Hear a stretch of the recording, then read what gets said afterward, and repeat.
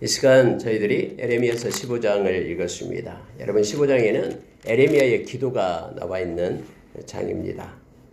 하나님께서는 끝내 돌아오지 않는 하나님의 백성을 에레미야를 통해서 하나님의 때에 하나님이 심판하시겠다라고 수번 말씀하고 계시며 15장에도 역시 하나님의 마음을 우리에게 부어주고 계심을 보게 됩니다. 여러분 특히 15장에서는요 1절에 한번 보십시오. 여호와께서 내게 이르시되 하나님께서 에레미야에게 말씀하신다라는 거죠. 모세와 사무엘이 내 앞에 섰다 할지라도 내 마음은 이 백성을 향할 수 없나니 그들을 내 앞에서 쫓아내보내리라. 하나님의 그러한 심판의 때 하나님이 계획한 것은 확정되고 확신되는 것이죠. 하나님께서는 이제 사무엘이 말린다 해도 모세가 말린다 해도 내가 내 백성을 향한 나의 계획은 그대로 성취될 것이다 하면서 에레미야에게 그렇게 하나님은 말씀하고 계십니다. 여러분 우리가 야고보서 5장에 보면은 그 믿는 자의 기도는 믿음의 역사를 이룬다라고 말하고 있죠. 그러니까 우리가 믿음으로 기도할 때 많은 사람의 중보기도가 또 그 역사를 이루고 또 행하시는 하나님의 우리 기도를 사용해서 행하시는 하나님을 야고보 선생님을 통해서 보게 됩니다. 믿음의 기도는 역사하는 힘이 크다라고 우리에게 가르쳐 주죠. 근데 여러분 여기서 지금 하나님께서 모세 하나님이 어떤 일이 있을 때마다 하나님 앞에 바짝 엎드려고 기도했던 모세. 여러분 사무엘의 기도는 알고 있잖아요. 사무엘이 우리 액자에도 그렇게 어린아이가 무릎 꿇고 기도하고 있는 모습이 사무엘의 기도죠. 사무엘이 그렇게 나에게 친밀함으로 기도했던 사무엘도 와서 중보기도 한다고 해도 이미 내 백성이 내게로 돌이키지 않는 이상 나의 말을 떠나고 나에게로 돌아오지 않는 이상 하나님의 계획을 거두어드릴 수 없다라고 지금 하나님 말씀하고 계시고 있음을 보게 됩니다. 하나님께서는 어떤 사람의 기도는 하나님을 보다 더 감동시킬 수 있다라고 생각하는 이들이 주로 그 천주교 다니는 이들이잖아요. 그래서 그들은 무슨 성자의 이름으로 기도를 하고 또 성모 마리아의 이름으로 기도를 하고 막 그렇게 하는데 여러분 성경에 보면은 내가 하나님 앞에 나아가고 내 마음이 하나님을 향해야 되고 하나님은 각자에게 임하셔서 그들이 영접해야 되고 그렇게 되는 거예요.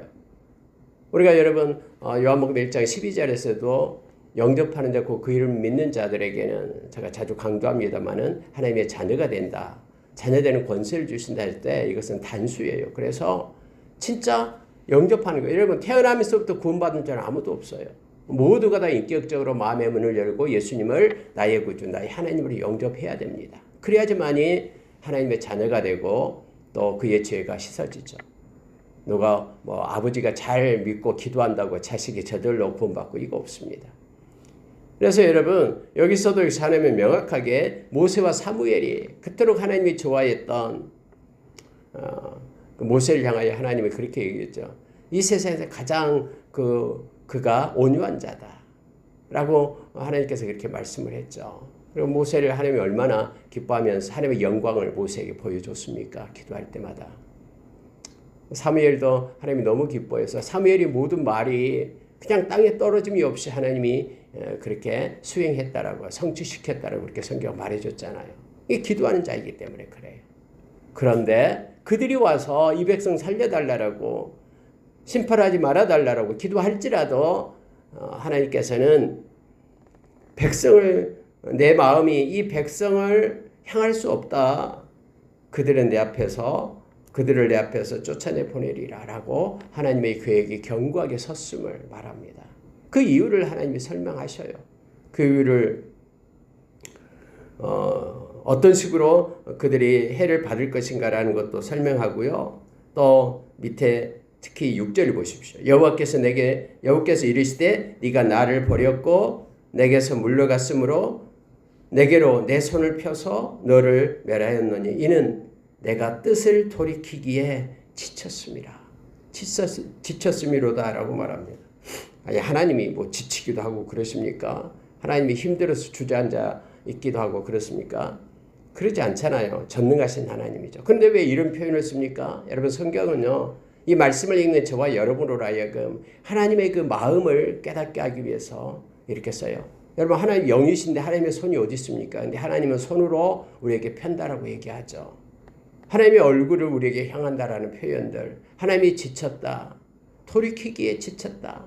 아무리 선지자를 보내고 또 보내도 그들이 계속해서 나를 떠나고 내가 그렇게 가증스럽게 여기고 싫어하는 것들을 행하고 그렇게 살아있는 하나님의 그러한 이적과 표적을 보여도 그들이 잠시 그때뿐 다시 또 등 돌리고 돌아가고 하나님의 말씀을 버려서 나를 반역하고 나를 대적하고 여기에 내가 지쳤다라고 하나님께서 말씀을 하시고 있는 것입니다.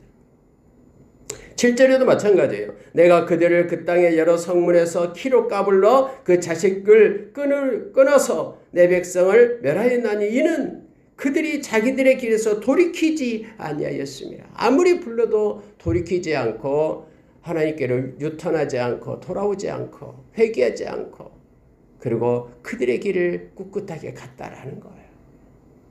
그래서 하나님께서 그렇게 심판을 하신다라고 말합니다. 심판이 얼마나 무서우냐면요. 3절에 보시기 바랍니다. 2절에 보십시오.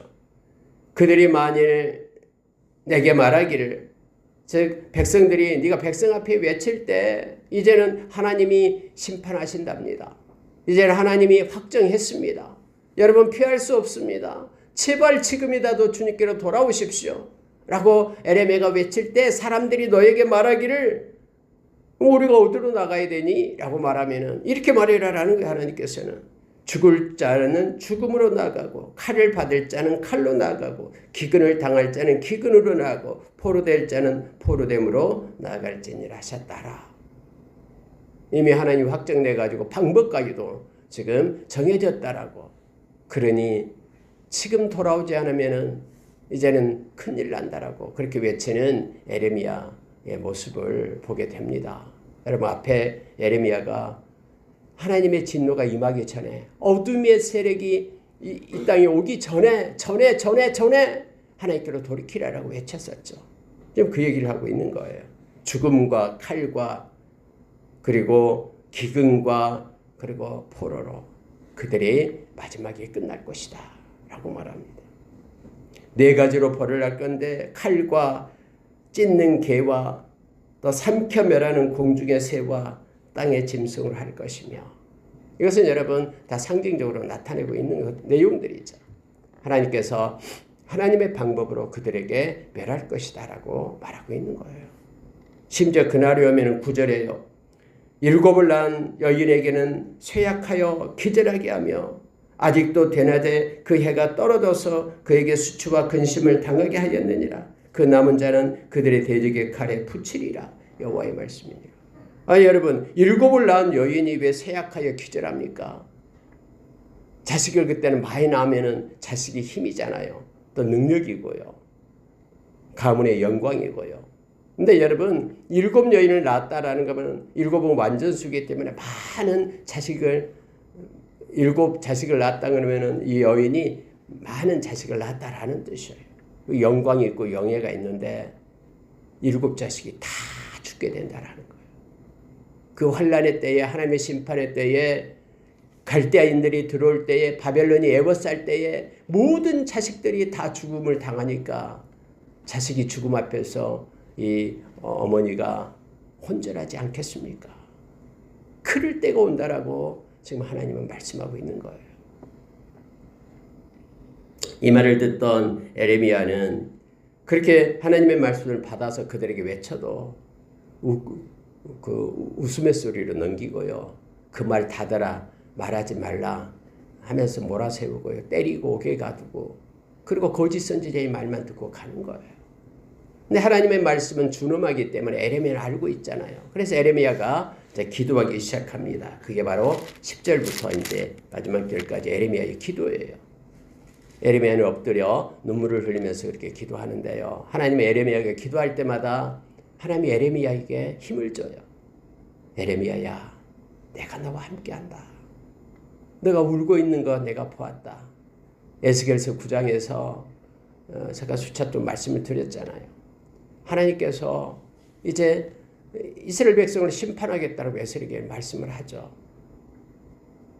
마지막 사람에게는 다 칼을 들게 하지만 마지막 사람에게는 이 먹통을 들고 가게 해서 붓으로 애통하는 자의 이마에 표시를 해라고 하잖아요. 그리고 심판이 성전으로부터 심판이 또 그 큰 자로부터 나이 많은 사람으로부터 심판이 시작된다고 말하잖아요.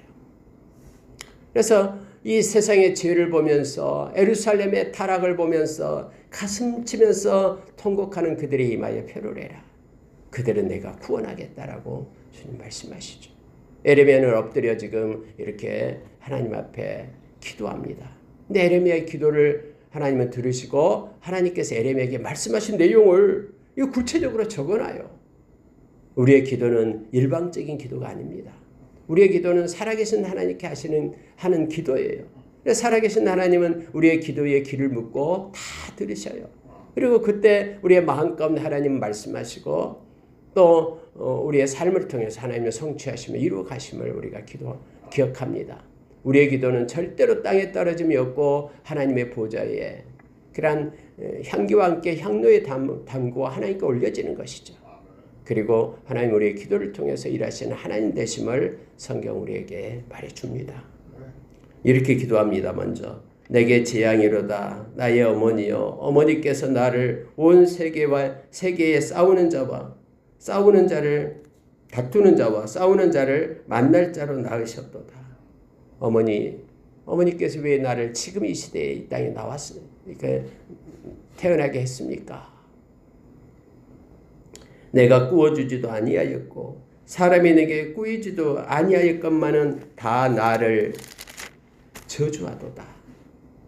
다 에레미야를 미워하거든요. 안 와도 자기 고향 사람들까지도 형제 자매까지도 자기를 암살하려고 그렇게 꾸미고 있고 너가 죽는 것이 낫다라고 하면서 이런 상태에 있는 그런 에레미야가 먼저 자기 자신의 모습을 하나님께 토로하는 거예요. 토설하는 거예요. 하나님 지금 내 처지가 아무도 나를 지원하지 않고 내가 하나님의 말을 외쳤지만은 돌아오는 자가 없습니다. 하면서 내가 지금 이런 심정입니다. 다 나를 저주하고 있습니다. 그랬더니 하나님께서 이렇게 말씀하십니다. 여러분 우리가 언제나 우리의 마음을 하나님께 쏟고 진실함으로 하나님께 기도할 때에 하나님 우리의 마음 가운데 찾아오십니다. 그리고 우리에게 응답해 주십니다. 여호와께서 이르시되 내가 진실로 너를 강하게 할 것이요. 다른 사람들이 너를 애워싸고 너를 저주하지만 내가 너와 함께 하리라. 진실로 내가 너를 강하게 하리라. 라고 말합니다. 너에게 복을 받게 할 것이며 내가 진실로 네 원수로 재앙과 환난의 때에 내게 강구하게 하리라. 내가 진실로 너가 복을 받게 하고 내가 진실로 네 원수가 재앙과 환난의 때에 내게 강구하게 하리라. 네 원수가 지금은 너를 저주하고 너를 몰아세우고 무시하고 하는 그들이 재앙과 환난의 때에 너에게 찾아와서 너에게 간구하게 하리라. 제발 좀 살려달라고 네가 믿는 하나님께 기도해달라고 그렇게 너에게 요청하게 하리라. 실제 그랬거든요. 실제 이스라엘이 멸망당하고요. 남은 자들이 저기 또 시드기야 왕도 에레미야를 불러놓고 어떻게 되냐라고 묻고 근데 시드기야 왕은 에레미야 말을 듣지 않았죠. 또 남아있는 자들이 애굽으로 내려갈 때도 우리가 어떻게 해야 되냐라고 물었죠. 하나님께서 이렇게 하랍니다라고 그가 기도하고 나서 가르쳐 줬는데도 그 사람들 듣지 않고 애굽으로 내려갔죠.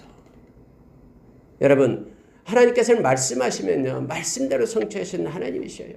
우리의 마음을 쏟아놓을 때 하나님 찾아오셔서 에레미야야 내가 너를 강하게 하리라. 에레미야야 내가 너에게 복을 주리라. 에레미야야 너를 대적하는 그 원수들 때문에 울지 마라.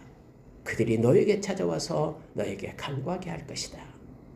하나님 말씀하시고 그대로 행하시는 하나님 되심을 우리는 기억합니다. 자, 여러분 15절에 보시기 바랍니다. 여호와여 주께서 아시오니 원하건대 주는 나를 기억하시며 돌보시사 나를 박해하는 자에게 보복하시고 주의 오래 참으심으로 말미암아 나를 멸망하지 아니하게 하옵시며 주를 위하여 내가 부끄러움을 당하는 줄을 아시옵소서. 그러니까 이제 에레미야가 다시 또 하나님 앞에 엎드려서 이렇게 기도하는 내용 중에 하나입니다. 하나님 알고 계시죠? 내가 지금 부끄러움을 당하고 있습니다. 나에게 침을 뱉고 그렇게 나를 몰아세우고 하는 이러한 수치와 부끄러움을 당하지만은 제가 하나님의 말씀을 전하고 있습니다 하면서 이제 그 상황을 또 섬세하게 하나님께 말씀을 드립니다. 주는 나를 기억하십시오. 절대로 나를 돌봐주십시오. 그래서 나를 박해하는 자에게 보복해 주십시오. 오래 참으심으로 말미암아 나를 멸망하지 아니하게 하십시오. 하나님 나를 붙들어 주셔서 멸망하지 않게 하나님이 오래 참으심으로 나를 붙들어 주십시오. 부족하고 연약합니다만 하나님 나를 붙잡아 주십시오. 주의 일을 하겠습니다. 라고 에레미야가 지금 하나님 앞에 엎드려서 기도합니다. 다시 한번 16절에서 이렇게 기도합니다. 만군의 하나님 여호와시여, 이제 만군의 하나님 Almighty God죠. 그러니까 전능하신 하나님 이런 뜻이에요. 만군을 거느리시는 하나님 여호와여, 나는 주의 이름으로 일컬음을 받은 자라. 나는 주님께서 주의 이름으로 일컬음을 받고 주님께서 나를 불러주셔서 나와 함께 하셔서 나에게 말씀을 주셨습니다. 내가 주의 말씀을 얻어먹었사오니 주의 말씀은 내게 기쁨과 내 마음의 즐거움이오나 내가 기뻐하는 자의 모임 가운데 앉지 아니하며 즐거워하지도 아니하고 주의 손에 붙들려 홀로 앉았사오니 이는 주께서 분노로 내게 채우셨음이니이다. 여러분, 저기 에레미야가 무슨 얘기를 하냐면요, 하나님, 제가 하나님의 말씀을 맡은 자가 되었습니다.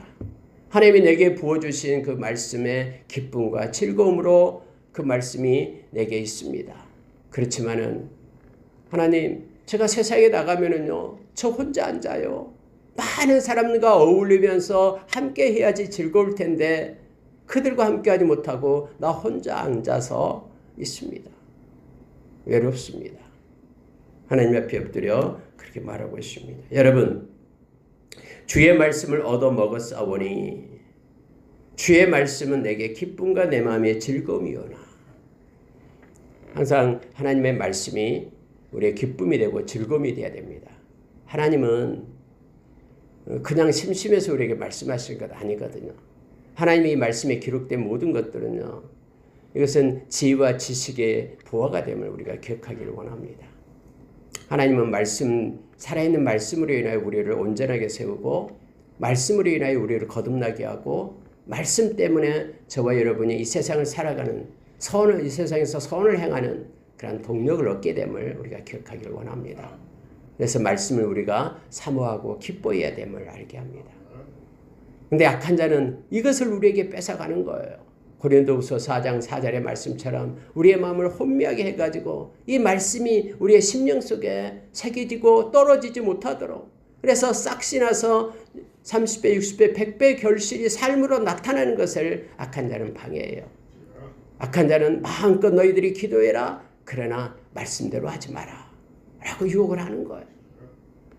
그래서 여러분, 악한 자는 우리에게 말하는 거예요. 너가 생각하고 너가 머릿속에 상상하는 하나님, 그 하나님 맞아, 그렇게 믿어, 이렇게 말하는 거예요. 말씀이 말하는 하나님을 믿지 못하게끔 그렇게 방해를 합니다. 근데 오늘 에레미야가 말했던 것처럼 하나님 말씀을 받아 먹으면 그 말씀이 나에게 기쁨과 즐거움이 됨을 우리는 기억하기를 원합니다. 근데 이제 보십시오. 근데 내가 기뻐하는 자의 모임 가운데 앉지 아니하며 17절이죠. 즐거워하지도 아니하고 주의 손에 붙들려 홀로 앉았사오니. 주의 손에 붙들려서 나는 혼자 앉았습니다. 우리 육신을 입고 있기 때문에 함께하고 있는 사람들이 필요하잖아요. 하나님은 다음에 바룩을 붙여줍니다. 에레미야에게요. 그리고 여러분, 하나님은 사도 바울을 들어서 이렇게 이방인의 사도로 쓸 때에 여러분 우리가 로마서 16장을 한번 보십시오. 사도 바울과 같이 협력하면서 동역했던 하나님의 동역자들의 이름이 쫙 기록되죠. 30여 명이 기록이 됩니다. 여러분 우리가 힘써 기도할 것은 하나님 이 험한 세상을 살아갈 동안에 하나님의 자녀로 말씀을 가지고 살아갈 동안에 많은 협력자, 많은 기도하는 동역자들을 주십시오. 우리 자녀들에게도 그렇게 해주십시오라고 기도하기를 원합니다. 바울사도 이걸 알고 있었기 때문에 디모데에게 디모데후서 2장 22절에서 너는 네 마음대로 살지 말고 청년의 정욕을 따르지 말고 깨끗한 마음으로 주를 부르는 자들과 함께 해라. 그들과 함께 하나님의 의와 하나님의 사랑과 하나님을 향한 믿음과 그리고 하나님께서 함께 하시는 그런 화평을 너는 따르라 라고 그렇게 디모데에게 명령했음을 우리는 잘 압니다. 우리가 이 세상 살아갈 동안에 우리 주변에 많은 믿음의 형제 자매들이 있기를 원합니다. 기도의 말씀의 동역자들이 있기를 원합니다. 여러분 여기서도 지금 에레미야는 그렇게 기도하고 있습니다만은 하나님께서는 다음에 바룩을 세워서 함께 사역하게끔 그렇게 하죠. 자 여러분 보십시오.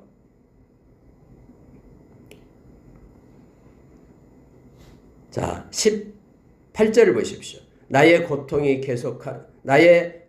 계속하며 상처가 중하여 낫지 아니하면 어찌 됨이니까. 지금 맨날 울고만 다니잖아요. 에레미야가요. 그런데 이 상처 또 이 고통이 계속된다라고 말합니다. 그런데 이건 어찌 됨이니까. 주께서는 내게 대하여 물이 말라서 속이는 시내 같으시리이까. 여러분 그때 당시에는 와디라는 거 있잖아요. 그러니까 사막에 시냇물이 흐르다가 시냇물이 없어요. 시내가 있는 것 같이 가보니까는 물이 다 말라서 없는 그런 건천이 있잖아요. 지금 그걸 얘기해요. 팔레스타인 지역은 지금 특히 더 그렇죠. 막 여행객이 목이 말라서 저기 시내가 있네. 물을 마셔야 되겠다고 막 가는데 가서 보면은 없어요. 바닥이 다 말라버리고 없는. 근데 하나님이 지금 나에게 말씀을 하시는데 나의 상황과 환경을 보면은 지금 이 얘기를 하고 있는 거예요. 주께서 내게 대하여 물이 말라서 속이는 시내 같으시리이까 하면서 지금의 모습, 말씀은 주시나 삶은 바꿔지지 않는 그런 모습들을 보면서 하나님 앞에 이렇게 말씀하고 있습니다. 에레미야는 하나님과 밀접한 관계를 가졌을지라도 그도 인간이었죠. 그래서 백성들의 완고한 배척으로 인하여 자신의 선지자의 소명에 대하여 때로는 의심을 품습니다. 아니 내가 선지자 그러면 내가 외치면 돌아와야 되잖아요. 말씀을 듣고. 근데 듣고 돌아오는 사람이 없으니까 하나님 진짜 내가 선지자 맞습니까? 내가 봤을 때는 삐쩍 말라있는 그런 속이는 그런 시내와 같습니다. 하면서 하나님 앞에 이렇게 토로하는 거예요. 그의 여러 가지 상황들을. 에레미야는 하나님을 향하여 물이 말라서 속이는 시내에 비유하면서 하나님께서 자신이 그런 소외 당하고 있다라는 하나님 앞에 그런 실망감을 그렇게 나타내고 있음을 보게 됩니다. 여러분 하나님 앞에는 우리가 어떤 말이든 사람한테는 그렇게 말 못하지만 우리가 시편에서도 역시 토설하는 기도를 할 수가 있죠. 하나님 지금 마음이 이렇습니다. 솔직하게요. 나의 삶이 이렇습니다. 이렇게 피곤하고 힘듭니다. 하나님 힘을 주십시오. 이런 건 딱 감추고 막 자기 마음을 포장해가지고 이렇게 입만 감사합니다라고 하는 것이 아니라 마음의 진실을 하나님 앞에 쏟아야 됩니다. 기도는요. 그리고 애통하고 이렇게 하나님 앞에 울부짖고 할 때에 하나님은 그 마음에 오셔서 치유하시고 회복시키기 시작하신 거예요. 여러분 19절에서 하나님은 이 기도를 들으시고 이렇게 응답해 주십니다. 여호와께서 이와 같이 말씀하시되 네가 만일 돌아오면 내가 너를 다시 이끌어 내 앞에 세울 것이며 네가 만일 헛된 것을 버리고 귀한 것을 말한다면 너는 내 입이 될 것이라. 그들은 내게로 돌아오려니와 너는 그들에게로 돌아가지 말지니라. 네가 그들처럼 되지 말라라 하는 거예요. 백성들이 너에게 돌아오지 않는다고 그것 때문에 힘들이하지 말라라는 거예요. 그래서 너도 거짓 선지자처럼 그들에게로 돌아가서 그들의 귀에 시원한 말을 하지 말라라는 거예요. 너는 내 입이 되어라. 세상 사람들이 원하는 것을 말하는 거짓 선지자 되지 말고 너는 나의 말을 하는 나의 입이 되어라 라고 말합니다. 여러분 바울 사도도 디모데에게 그렇게 말하잖아요. 디모데 후서 4장 2절 이하에서 그렇게 말하죠. 이제 세상은 다른 교훈을 따라가는 사람들로 가득 찰 것이다. 그들이 자기의 길을 시원하게 해줄 일만의 스승을 두고 그들을 따를 것이다. 그러나 너는 전도인의 일을 하라. 이 말은 하나님의 말씀만을 전하는 자로 너는 살아. 그들이 듣든지 듣지 않든지 너는 외치는 자가 되라. 라고 하나님은 바울 사도는 디모데에게 말했듯이 하나님께서는 너는 나에게로 돌아오라 하면서 네가 너를 다시 이끌어 내 앞에 세울 것이며 그러면 내가 내 앞에 너를 세울 것이다. 그리고 네가 헛된 것을 버리고 귀한 것을 말한다면 거짓 선지자들이 말하는 헛된 것을 버리고 하나님께서 말씀하신 귀한 것, 진리의 말씀을 말한다면 너는 나의 입이 될 것이다. 그들이 너에게로 돌아오는 것이 맞다. 네가 그들에게로 돌아가는 것이 아니다. 하면서 말하고 있는 것이죠. 자, 여러분 20절 보십시오. 내가 너로 이 백성 앞에 견고한 노성벽이 되게 하리니. 여러분 하나님께서 에레미야를 세우겠답니다.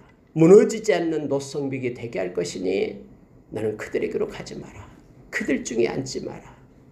하나님의 말씀을 기뻐하며 내 말을 가지고 외치는 자가 되라라고 하나님은 말씀합니다. 그들이 너를 칠지라도 이기지 못할 것은 내가 너와 함께하여 너를 구하여 건짐이라. 여호와의 말씀이니라. 너는 노성벽이 되고 그들이 너를 칠 것이다. 그들이 무서워 하면서 도망치지 않을 것이다. 너를 칠 것이다. 그러나 너를 이기지 못할 것이다. 왠지 아니 내가 너와 함께한다. 내가 너를 구하여 건질 것이다. 그래서 여러분 예레미야가 죽을 뻔했잖아요. 그 진흙투성인 그 샘에다가 던져버렸잖아요. 거기에 여러분 빠지면 죽어요. 먹을 것도 없고요. 근데 하나님은 급히 그 내시를 보내가지고 구원해 내게끔 하죠.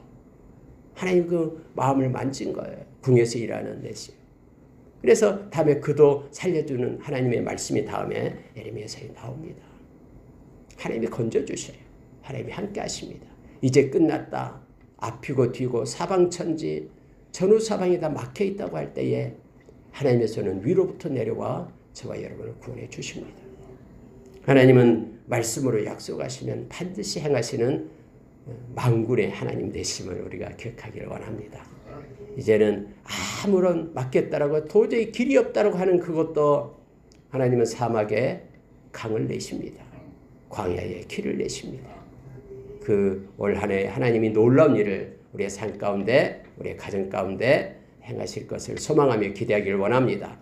하나님 앞에 나아갈 때에 하나님은 우리를 붙들고 또 의지하는 자에게 우리의 인생의 길을 이끄신다라고 약속해 주셨습니다. 하나님을 경외함이 있을 때 내가 너의 길을 책임지고 약속한다라는 시편 25편 12절을 우리가 기억하기를 원합니다. 친밀한 가운데 주님과 에레미야처럼 어려움이 있을 때 이렇게 마음을 토설하고 하나님의 위로를 받고 또 하나님의 말씀을 가지고 일어서는 저와 여러분의 길을 예수의 이름으로 축원합니다. 기도하겠습니다.